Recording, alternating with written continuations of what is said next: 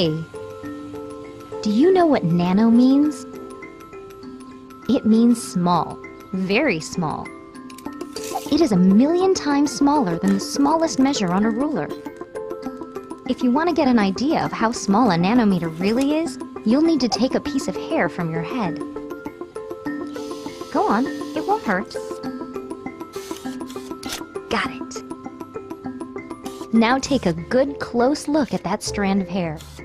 Not much to look at, is it? If we were to shrink you down, smaller than the smallest thing you can see with the naked eye, you will find that your piece of hair starts to look a lot more interesting. You are now about the size of a red blood cell. Your strand of hair is a massive tree compared to you.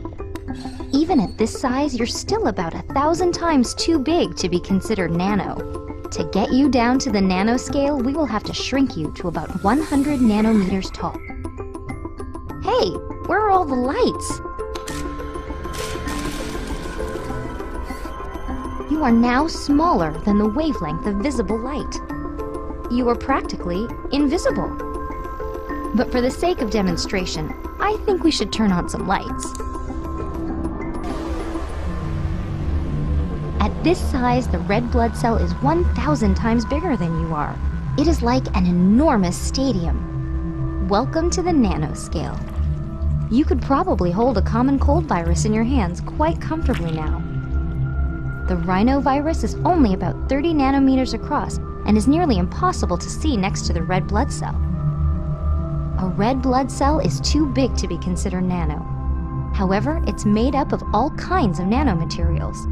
If you were to look close enough, you would see that the outer walls of the cell are stabilized by a flexible, mesh-like protein skeleton. The bars and connectors that make up this mesh are considered part of a nanomaterial.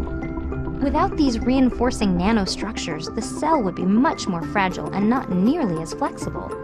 It wouldn't stand a chance in your body.